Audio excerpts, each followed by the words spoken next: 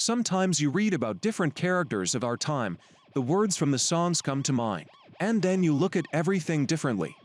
That's what happened to today's hero. It's about a simple Mexican guy named Joaquin Archivaldo Guzman Loera, who made a crazy rise in the criminal world.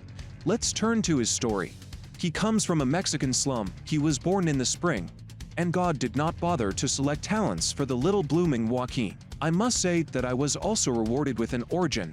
The family dragged out a miserable existence. Perhaps the happiness for the boy was that his mother gave birth continuously and gave birth to 2 younger sisters and 4 younger brothers in addition to Joaquin. It happens that at least a physical life remains for the deprived at the very least. But even here there was a misfire. Joaquin turned out to be short. With such a start, either small-time crooks or drug couriers, he drops out of school in the 2nd grade, and together with his father, a cattle rancher, he sells marijuana. Like many peasants, but Dad goes all out, and the kid goes the other way. At 15 he already has a plot with cannabis. He was brought to the people by his uncle, a famous drug adventurer, the discoverer of marijuana airdrops in the United States. In 1978, Uncle, as they say, died a brave death in a shootout with the police. In the Guadalajara cartel in the crazy 80s, he will develop a plan according to which in the beginning the Mexican army will discover a plantation with 1,000 hectares of marijuana. Then the police will discover the mutilated body of Special Agent Enrique the Camarena, which led the security forces to these overgrown. And a thoughtful endgame.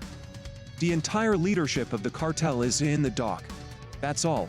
But not all. El Chapo is at large and shares the fat pieces of the cartel with several surviving hyenas, taking for himself the Pacific coast of the country. He was not only a master strategist, but also an innovator. To account for tens of tons of supplies per year, he hired hard workers and dug underground tunnels on the border with the United States. Can you imagine where these hard workers, and after that? Next, Joaquin came up with the idea of packing cocaine in cans of ground pepper. You can't deny him creativity, but this is only a fraction of what he is capable of. Joaquin Guzman Loera, nicknamed El Chapo, or in a short time, Shorty became one of the most beloved, authoritative and influential people in Mexico.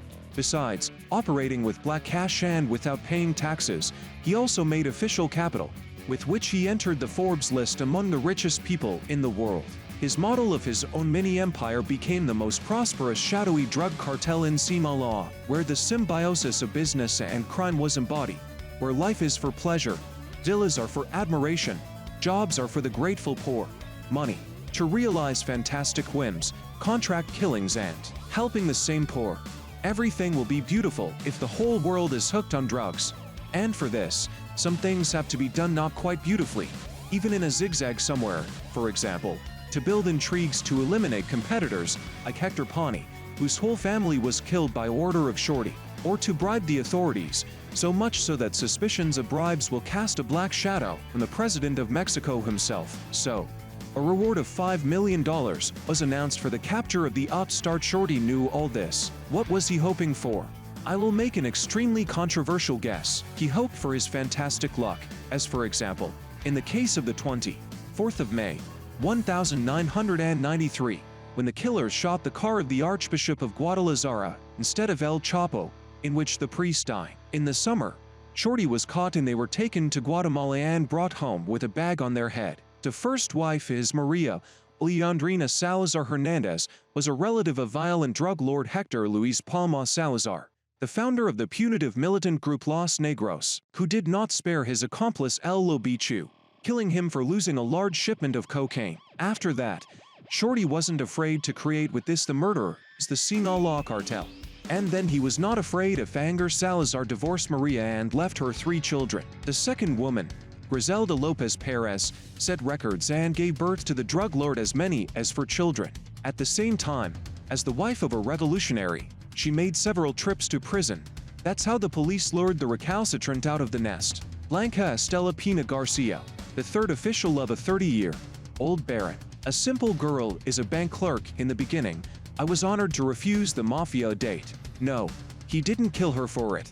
On the contrary, the passion for adventure has risen. From a helicopter or an airplane, he poured 1,000,000 flowers directly onto his beloved's house. But even here the fortress stood.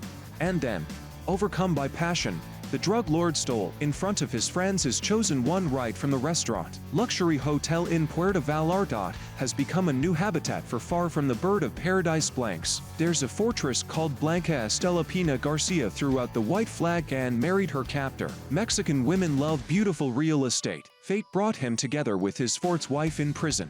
He and she were sitting.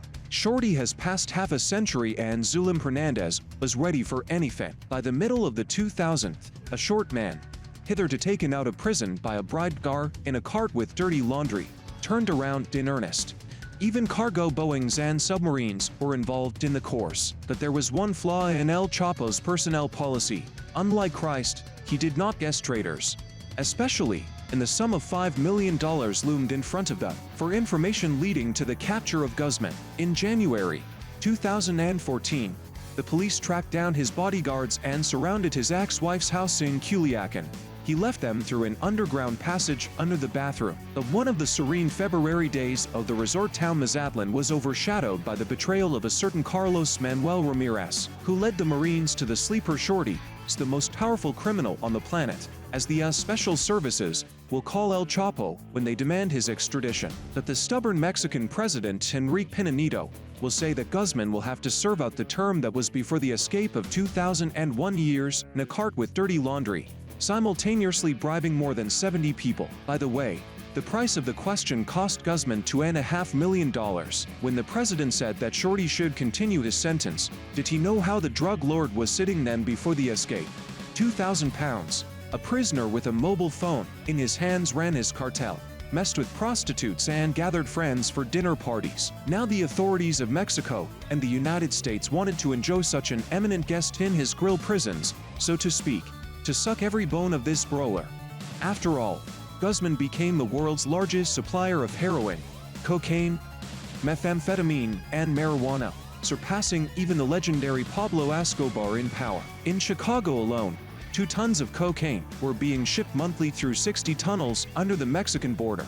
On the 11th of July, 2015, El Chapo disappeared from his cell in a specially guarded prison in Mexico through a tunnel 20 meters deep and 1,500 meters long, built in a year and a half with the hard work of guards from the prison and builders from Bolivia. The price of the issue this time there were 50 million. The fugitive had to leave the tunnel on an improvised trolley, converted from a motorcycle into a 2052. In January 2016, El Chapo's luck will change and he himself will wander into a trap in the town of Los Mochis. After an unsuccessful attempt to escape through a sewer tunnel, Shorty was caught by Mexican Marines, shown at a press conference in Mexico City and extradited to the United States. The same president Enrique Pena Nieto will write success to his credit.